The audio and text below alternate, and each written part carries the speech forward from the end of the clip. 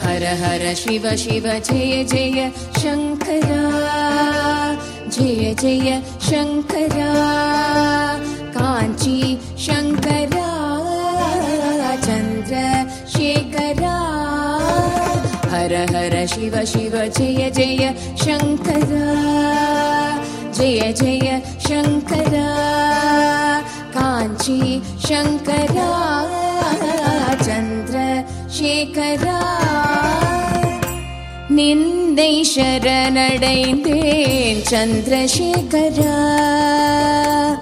நீதானே என்றென்றும் ஆதிசங்கரா. உந்தனடி தோழுதேன் வேத மந்திரா, உலகம் வளம் பெறவே வந்த சந்திரா.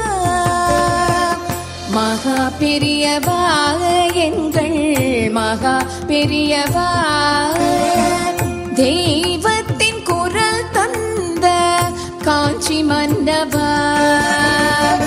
தெய்வமல்லவா நீ, தெய்வமல்லவா, தெய்வ குரல் தந்து மீண்டும் எம்மை காக்கவா நீ, எம்மை காக்கவா நீ, எம்மை காக்கவா.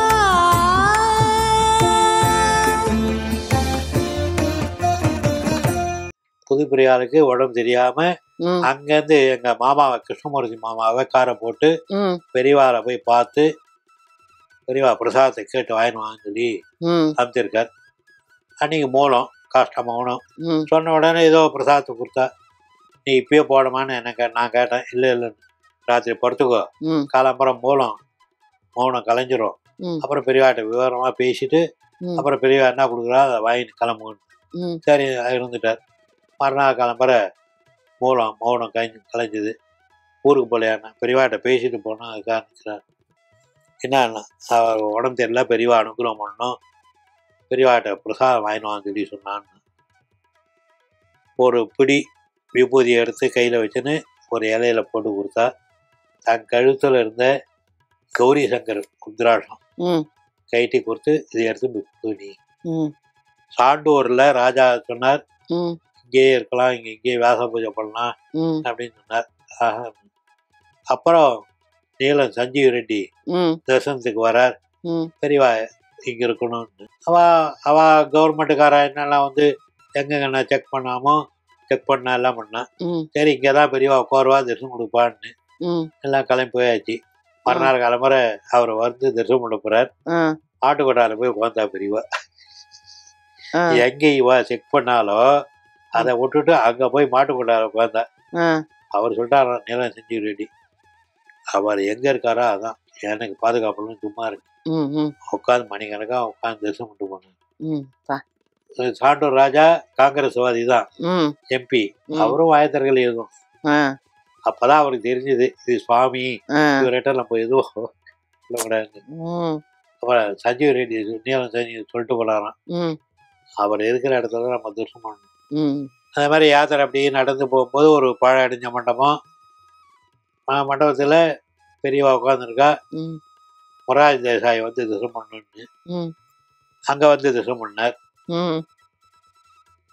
வெறும் பாழ அடைஞ்ச மண்டபம், இவருக்கு ஒன்றும் கிடையாது. அங்க வந்து தரிசனம் பண்ணா, பெரியவாட்ட பேசினார். அப்புறம் கிளம்பி யாத்திரை கிளம்பிட்டார். இந்த மாதிரி விஐபி காராலோ கோட்டீஸ்வரனோ யாரும் எல்லாம் ஒண்ணுதான், எல்லாம் ஒண்ணுதான். ஆமா.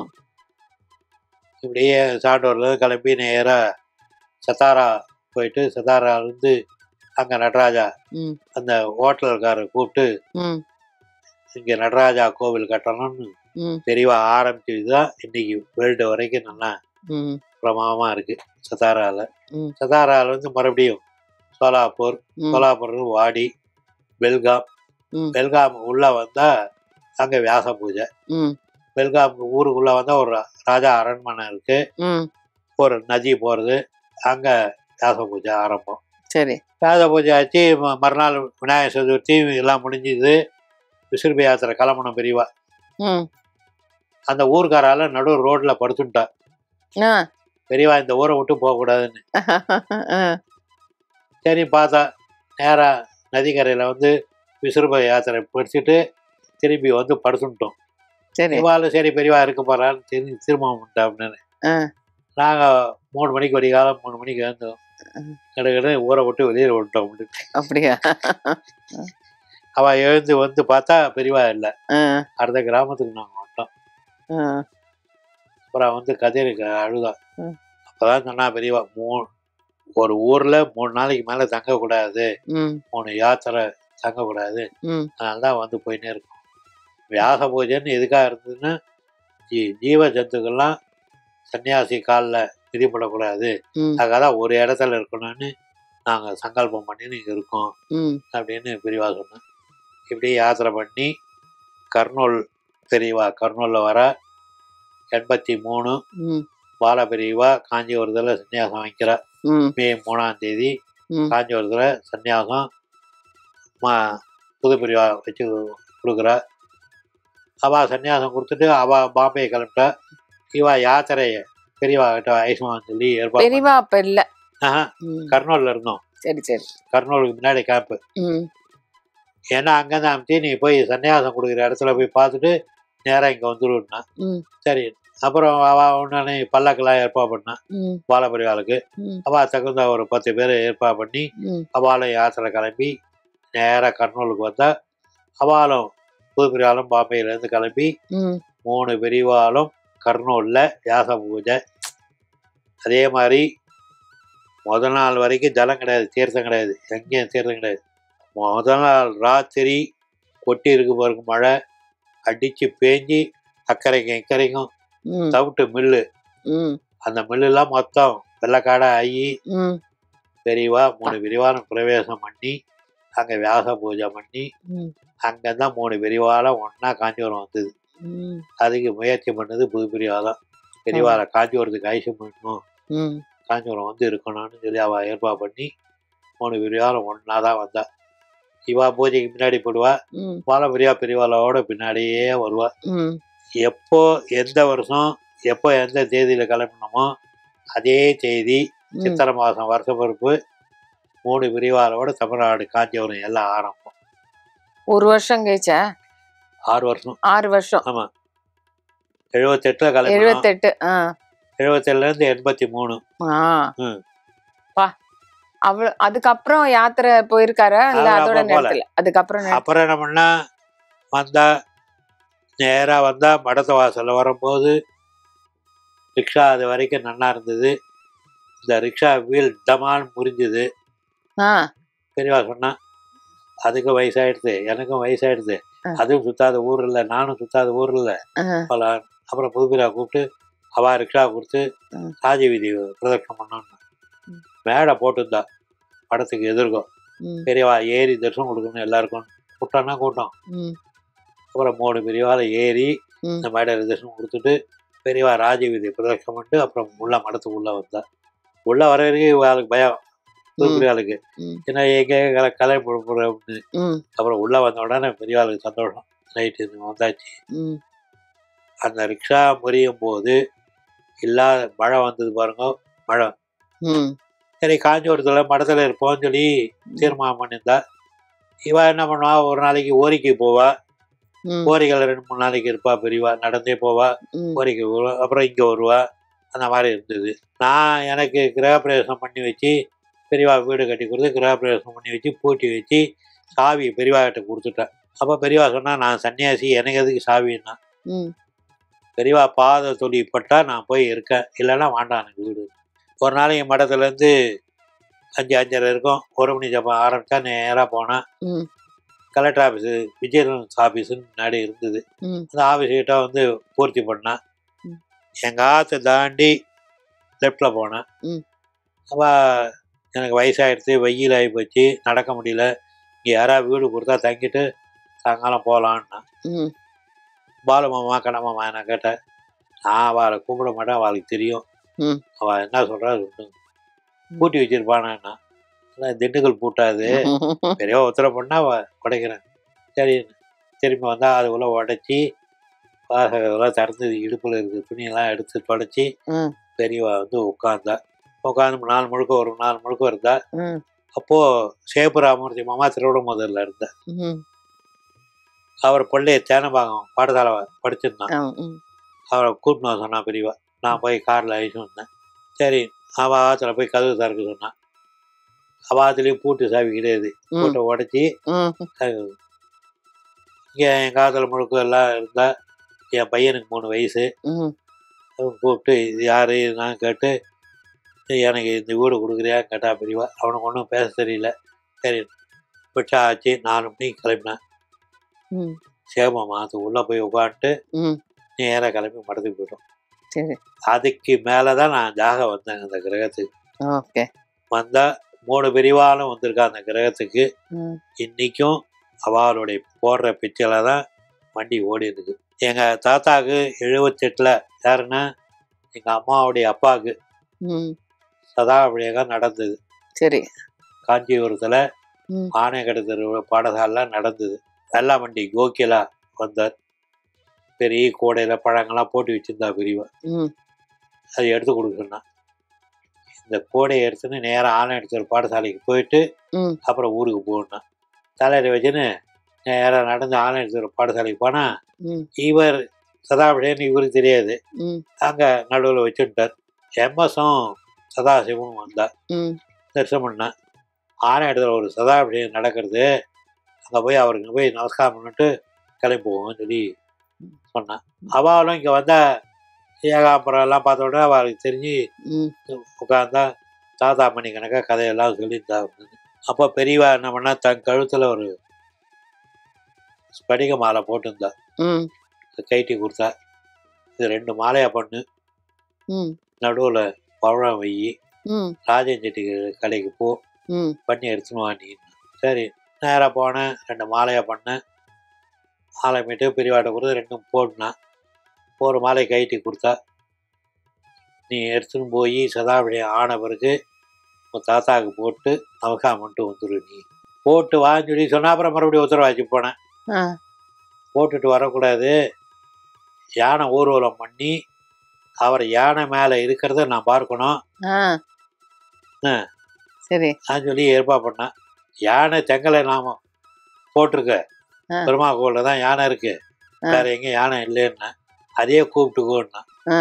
சரி அப்புறம் அங்கேயே சாப்பிட்டுட்டு கோவிலுக்காரெல்லாம் போய் சொல்லி சட்டை கொடை குடல் நாணயம் எல்லாம் ஏற்பாடு பண்ணி யானையை வர வச்சு ஆனை எடுத்து பாடசாலையில் அவரை யானை மேலே உட்காந்து வச்சு மாட விதி பிரதட்சணம் பண்ணி நேராக பெரியவா இருக்கிற இடத்துல ஈச்ச மரம் ஒரு மரம் இருக்கும், அந்த மரத்துக்கிட்ட நிற்க சொல்லுங்க. வந்து பெரியவா எட்டி பார்த்துட்டு உள்ளே போயிட்டா. ஏன்னா மத்தியானம் அனுஷ்டானம் ஆயிடுச்சுன்னா யாரும் நமஸ்காரம் பண்ணக்கூடாது. அப்புறம் உள்ள கூப்பிட்டு பண்ணா பெரியவா அவர் ஐசன் வந்து மேடையில் உட்காந்து வையே, நான் பிட்சா பண்ணுறதெல்லாம் கொடுக்குறேன், அவருக்கும் கொடுன்னு சொல்லி சொன்னான். அவர் வந்து கீழே இறங்கினாரோ இல்லையோ யானை அது வரைக்கும் நல்லா இருந்தது. அவர் இறங்கின உடனே ஒரு மதம் பிடிச்சிட்டு ஒரு ஓட்டம் ஓடி இருக்கு பாருங்க. போய் ஒக்கப்புறந்தான் கோலான்னு இருக்கு, தயார் கோலானுக்கு, அங்க போய் படுத்துட்டு அப்படின்னு யானை காஞ்சிபுரம் முழுக்க ஒரே குரலி அது மாதிரி ஆச்சு. அப்புறம் பாகன் போய் கொண்டு வந்து பெருமா கோவிலில் கட்டினா. அதுவும் ஒரு 6 மாத காலம் தான் இருந்தது. அவரும் போயிடுச்சு அப்படின்னு. இது இப்படி பண்ணால் பெரியவா பிட்சம் பண்ணி ஜூஸ் எல்லாம் கொடுத்தா அவர் கொடுன்னு. வியாச பூஜை பண்ண இடத்துல அவரை உட்காந்து வச்சு அவருக்கு எல்லாம் கொடுத்து அவரை ஊருக்கு ஆற்று காமிச்சா. அப்புறம் நாங்கள் பெரியவா யாத்திரை கிளம்பிட்டோம். பெரியவா யாத்திரை கிளம்புறான்னு சொன்ன உடனே இவர் வந்தார். யார்? எங்கள் தாத்தா. என் மூச்சு காற்று இருக்க வரைக்கும் நீங்கள் இந்த இடத்த விட்டு போகக்கூடாது, என் மூச்சு போயிடுச்சுன்னா நீங்கள் கிளம்புங்க யாத்திரை, நான் வேணான்னு சொல்ல. சரி சாஸ்திரங்கள, சரி நாங்கள் கிளம்பல இப்போ இருக்கேன்னு.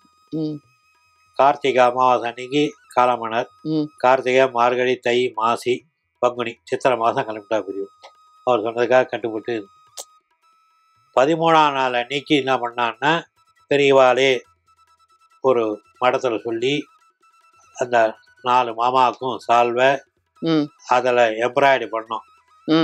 தர்ம சாஸ்திர பாஸ்கரா அவருக்கு டைட்டில் கொடுத்தது பெரியவா. அதை போட்டு 4 குழந்தைங்களும் சால்வை போத்தி விடணும் அப்படின்னு சொன்னாங்க. 13ஆம் நாள் அவ ஆற்றுலேருந்து எங்கள் சந்துரு மாமா ஆற்றுலேருந்து கிளம்பி சாயங்காலமா இந்த யானை மேலே ஊர்வலம் போச்சே இல்லையே போட்டோ, அதை போட்டோ எடுக்க சொன்னா பெரியவா. அந்த போட்டோ ஏன்னா இப்படியே வந்து புண்ணியகோட்டீஸ்வரர் கோவில் சுற்றின்னு சன்னத்தெரு வந்து சன்னத்தெரு இப்போ இந்தியன் பேங்காக இருக்கு, அது வீடாக இருந்தது. அந்த ஆற்றுல மகாபிரிவாளுக்கு யார் யார் கைங்கரியம் பண்ணாலோ அவ படங்கள்லாம் மாட்டி வச்சிருந்தது. மேலூர் ராமச்சந்திரையர், மேனேஜர் விஸ்வநாதையர், லக்ஷ்மி நாராயண சாஸ்திரிகள், பெரியவாளுக்கு பாடம் சொல்லி சன்னியாசம் கொடுத்தாரு கிருஷ்ண சாஸ்திரிகள், எங்க தாத்தா. 5 பேர் படம். இந்த 5 பேர் படத்துல ஒரு ஸ்மார்த்தன் ஒரு தெங்கலை யானையில உட்காந்துருக்கான்னா அத்தனை பேர் பார்த்துன்னு போவா எல்லாரும். பெருமாவூருக்கு போறவா எல்லாரும் ஒரு ஸ்மார்த்தா யானையில உட்காந்துருக்கா பாருங்க நம்ம யானையில, அதுக்காக பெரியவா படம் மாட்டி அங்க வரவாளுக்கெல்லாம் கல்கண்டு கொடுக்க சொல்லி எல்லாம் பண்ணது. எங்க தாத்தாக்கு இந்த மாதிரி நடந்தது. இன்னைக்கு வரைக்கும் பெரியவா கைங்கரியம் நடக்கிறது. இனிமேலும் நன்னா நடக்கணும், பெரியவா அனுகிரகம் பண்ணணும், லோகம் சேமமா இருக்கணும். அந்த அந்த காலத்துக்கு மழை பெஞ்சி அவளை தான் நம்பணும், வேற ஒன்று. சித்திரை மாதம் 30ஆம் தேதி அவளுக்கு தஞ்சாவூர் ராஜா முதல் கனகாபிஷேகம் பண்ண நாள். யாருக்கு? பெரியவாளுக்கு. தஞ்சாவூர் ராஜா. சரி. திருவையாறுல தங்கியிருக்கா பெரியவா. ராஜாவுக்கு கையில வசதி இல்லைன்னு சொல்லிட்டாராம். மறுநாள் கிளம்பிட்டா பெரியவா. கிளம்பினா இவருக்கு முதல் நாள் ராத்திரி சொப்பனம். யாருக்கு? தஞ்சாவூர் ராஜாக்கு. சுவாமி வந்து நீ அவரை ஐசன் வந்து இங்க வச்சுன்னு அவருக்கு எல்லாம் பண்ணி கனகாபிஷேகம் பண்ணணும்னு சொல்லி. எந்த வருஷம்? 53 54 இருக்கு, திவ்ய சரித்திரத்தில் இருக்கு. சித்திரை மாசம் 27, 28, 29, 30ஆம் தேதி கனகாபிஷேகம் பெரியவா கிளம்புற அன்னைக்கு. இது எங்களுக்கெல்லாம் தெரியாது. ஒரு நாளைக்கு மடத்துல பெரியவா பிட்சை பண்ணிட்டு வெளியில வந்தா உட்காந்தா இன்னைக்கு என்ன விசேஷம் கேட்டா யாருக்கு தெரியும் என்ன விசேஷம்னு. எல்லாம் வந்துட முன்னே தெரியல என்ன இல்ல தஞ்சாவூர் ராஜா கனகாபிஷேகம் பண்ண நாள் சித்திரை 30. அதனால இன்னைக்கு என்ன பண்ணீங்கன்னா ஒரு மல்லிகைப்பூ போட்டு தலையில போட்டுருங்க, தங்கத்துக்கு ஈக்குவல்னா சொன்னா போர் மேல மொட்டையா ஆளுக்கு மூளை ஏற்பா பண்ணி கழுத்தார வரைக்கும் மல்லிகைப்பூ பெரியவாளுக்கு உட்காந்து மல்லிகைப்பூ பண்ணா இதை எடுத்து பரவாயில்லைங்களா புதாமா கொடுக்கணும்னா அன்னைக்கிலிருந்து இன்னைக்கு வரைக்கும் நடக்கிறது. சித்திரை 30 பெரியவாளுக்கு மல்லிகைப்பூவால புஷ்பாஞ்சலி. எங்க அக்கா வந்து சகோதரி ஆற்காடு பக்கத்துல திமிரி வலாபாகம் கிராமம் இருந்தா. கிராமத்துல திடீர்னு கண்ணு 2 ரப்பையை மூடிடுது, கண்ணே தெரியல, திறக்க முடியல. டாக்டர் ட்ரீட் பண்ணா. அப்போ ஆத்துக்கு தெரிவிச்சா பெரியவாட்ட சொன்னது எங்க இருக்கான்னா ஊர்ல இருக்கா, வர வைக்கணும்னு. சரி கார்ல ஐஸ்மா ஆத்துக்கு ஐஸ் வந்து ஆத்துல இருந்துட்டு மறுநாள் ஆட்டோ வச்சுன்னு நேரம் தேனம்பாக்கத்துக்கு போனோம். பெரியவா உள்ளூர்ல ஸ்நானம் பண்ற தொட்டி, அதுக்கு மேல பலகை போட்டிருப்போம், அந்த பலகையில உட்காந்துருப்பா அப்படின்னு. அந்த ஜன்னலுக்கு நேரம் எங்க அக்காவை நிக்க வச்சுட்டோம். பெரியவா எல்லாரையும் போக சொல்லிட்டா, யாரும் நிக்காதீங்க போங்கன்னு சொல்லிட்டா. எதற்கும் பெரியவா உட்காந்துருக்கா, எங்க அக்கா நிக்கிறா. அது வரைக்கும் கண்ணு தெரியாது யார் நிக்கிறான்னு எங்க தெரியும். நான் அந்த கோடியில இருந்து பார்த்துருந்தேன் பெரியவா என்ன பண்றான்னு.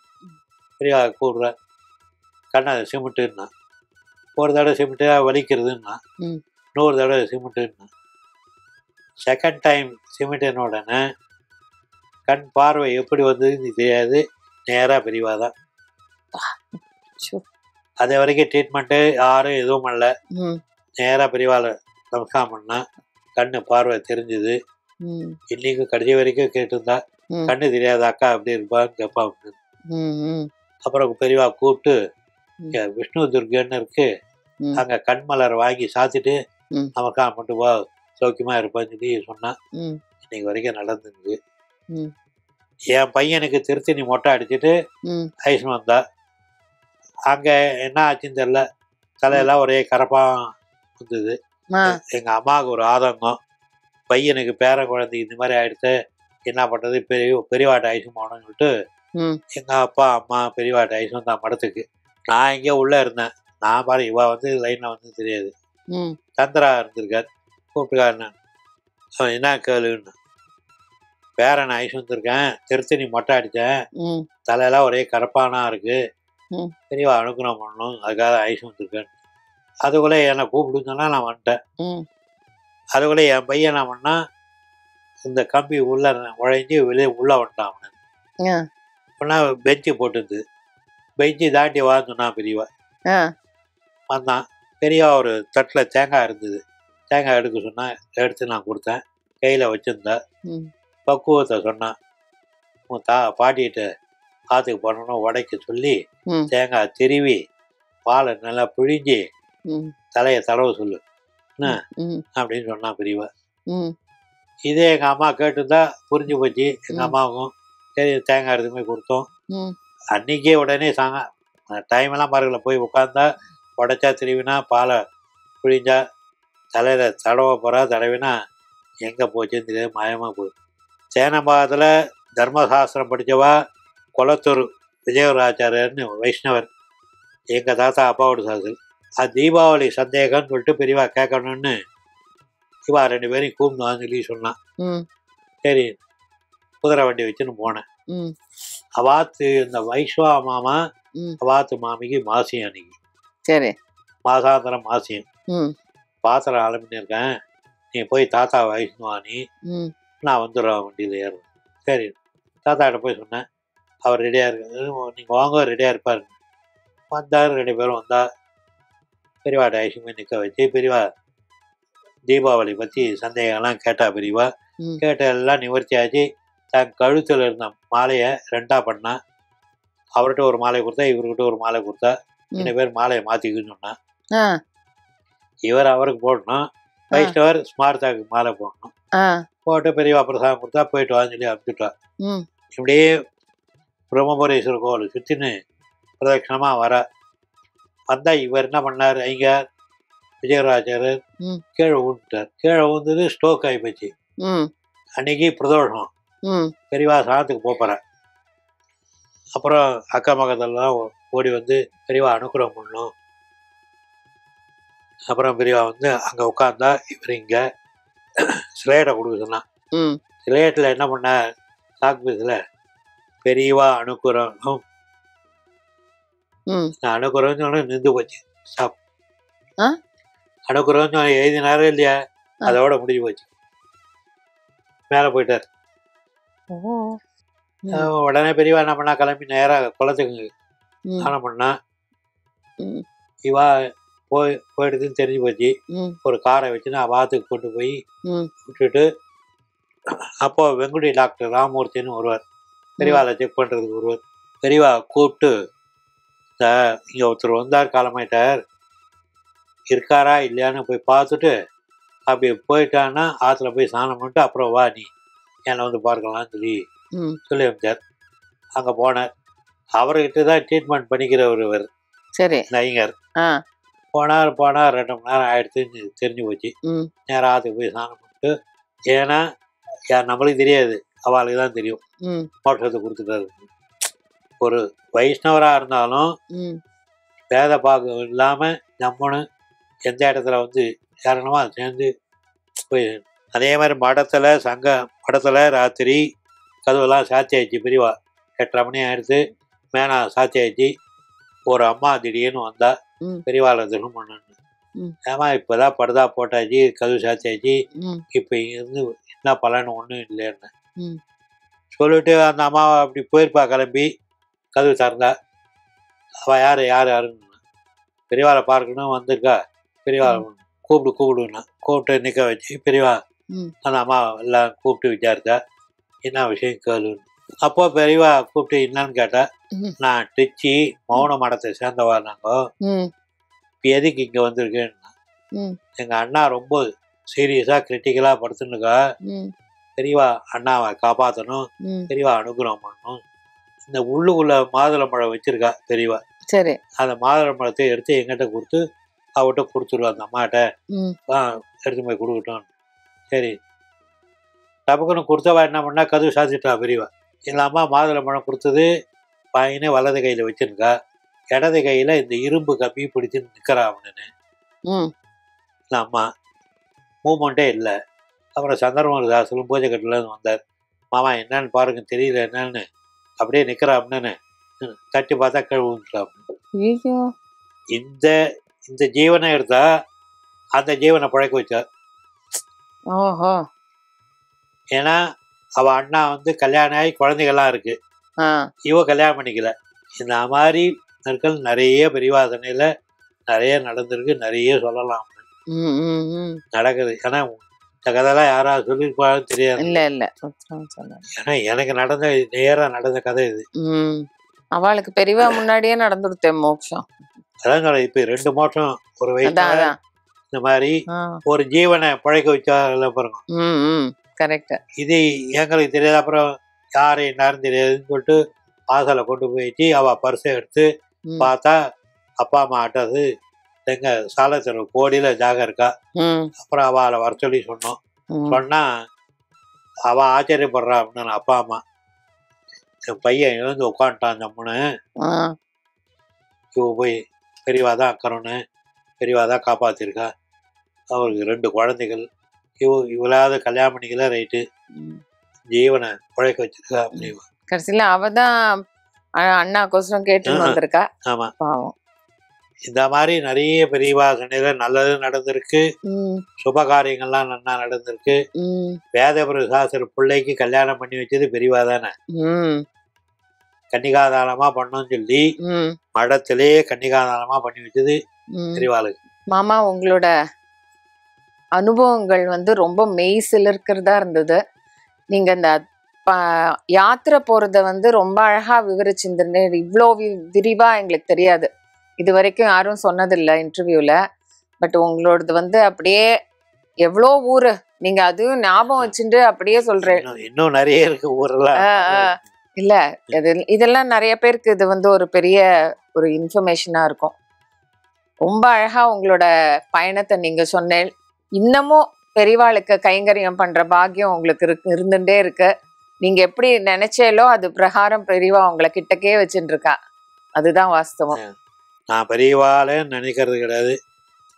சாட்சாத் பரமேஸ்வரன், சாட்சாத் கலியுக தெய்வம், நடமாடும் தெய்வம். அது வேற எதுவுமே கிடையாது. காஞ்சிபுரத்தில் இருக்க தவிர ஏதாவது ஒரு கோவிலுக்கு போக மாட்டேன். எல்லாம் இவர் தான். இவரை ஆலங்கினம் பண்ணிட்டாவே போறோம், வேற அவ்வளவுதான், வேற எதுவும் இல்லை. இன்னைக்கு இவ்வளவு தூரம் காஞ்சிபுரத்துல இருந்து வந்து எங்களுக்கு இந்த நிகழ்ச்சியில பங்கேற்றது எங்களுக்கு பெரிய பாக்கியம். உங்களுக்கு பாக்கியமா இருக்கோ இல்லையோ, என்ன நீங்க வர வச்சு இந்த வர வைக்கிறதுக்கு ஊக்கமா பெரியவாதான் பண்ணிருக்கா. உங்களுக்கு தான் நான் நன்றி கடன் பட்டிருக்கேன். ரொம்ப சந்தோஷம். நீங்க வந்து என்ன வந்து இவ்வளவு தூரம் இவாளெல்லாம் சேர்ந்து ஊக்கி வச்சு இந்த கதையும் இவாளுக்கும் தெரியணுமே இல்லையா, உலகத்துக்கு தெரியறதோ இல்லையோ, டிவி எடுக்கிறவாளுக்கும் அந்த அந்த கதையெல்லாம் தெரியணும். கண்டிப்பா இன்னும் நிறைய பெரியவாளை பத்தி சொல்லணும்னா 24 hours போறாது. நாள் கணக்கு, மாசம், வருஷம்லாம் போறாது. மாமா, ரொம்ப சந்தோஷம். நீங்க இந்த நின்னை சரணடைந்தேன் நிகழ்ச்சிக்கு காஞ்சிபுரத்துலேருந்து வந்து இவ்வளோ ஆர்வமா உங்களுடைய அனுபவங்களை எங்ககிட்ட பகிர்ந்ததுக்கு நாங்கள் ரொம்ப பாக்கியம் பண்ணியிருக்கோம். இன்னைக்கு இந்த மாதிரி கிடைச்சது எனக்கு ரொம்ப சந்தோஷம். இதில் ஏதாவது பிழைகள்லாம் ஏதாவது இருந்தால் திருத்திக்கணும், பெரியவாட்ட பிரார்த்தனை பண்ணிக்கிறேன். மீண்டும் உங்கள் அனைவரையும் நின்னை சரணடைந்தேன் நிகழ்ச்சியில் புதிய அனுபவங்களுடன் சந்திக்கின்றேன். நன்றி, வணக்கம்.